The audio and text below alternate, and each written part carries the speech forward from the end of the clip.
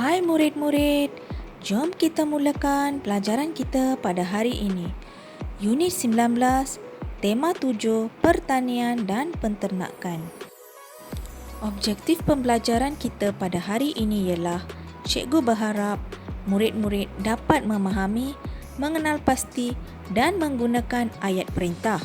Sekarang, murid-murid boleh buka buku teks jilid 2 muka surat 48. Apakah yang dimaksudkan dengan ayat perintah? Ayat perintah ialah ayat yang diucapkan dengan tujuan memberikan arahan, larangan, ajakan atau menyampaikan permintaan. Mari kita baca dialog ini bersama-sama dan lengkapkan dengan ayat perintah. Tajuk: Harumnya daun kesum. Ayah: Hasan, tolong ambil botol plastik yang dipotong itu. Hasan: Baiklah ayah, saya akan mengambil botol plastik itu. Ayah: Sila masukkan tanah ke dalam botol itu. Jadi murid-murid, tulisan yang berwarna hijau ini adalah ayat perintah.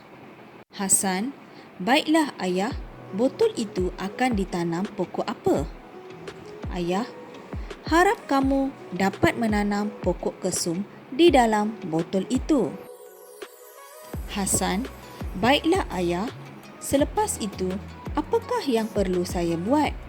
Ayah: Tolong siram. Jadi murid-murid hendaklah lengkapkan dengan ayat perintah. Ayah, tolong siram pokok kesum itu berdasarkan gambar yang diberikan. Hasan: Saya akan menyiram pokok kesum itu setiap petang.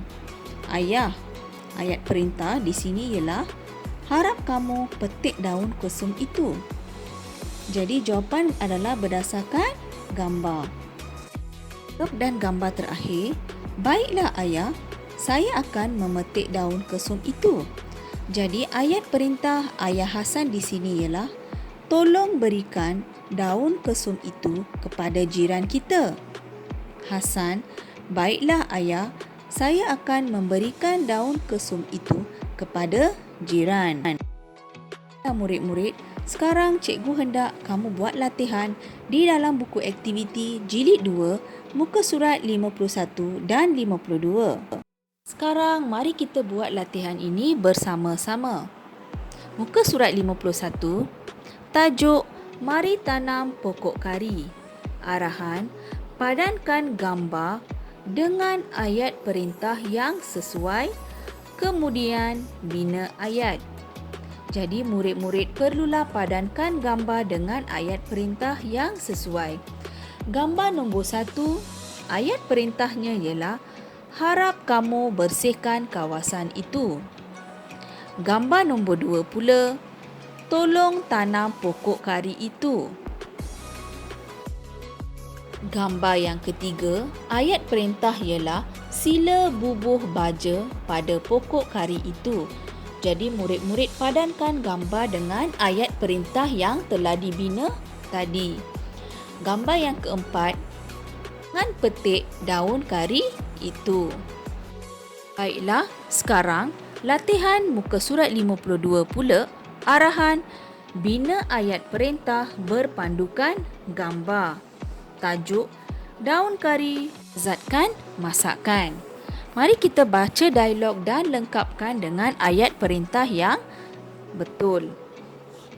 Ayat perintah yang diberikan bagi gambar nombor 1 ialah tolong. Jadi ayatnya, Puan, tolong bungkuskan daun kari itu. Baiklah Puan, saya akan membungkus daun kari itu. Gambar yang kedua, kata perintah yang diberikan di sini ialah jangan.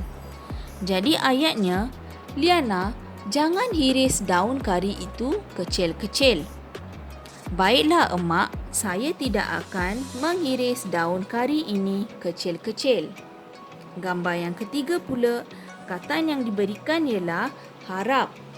Jadi ayat perintah ialah Liana, harap kamu merasa kari ayam itu. Wah, sedap kari ayam ini. Selamat menjawab, selamat belajar. Terima kasih semua.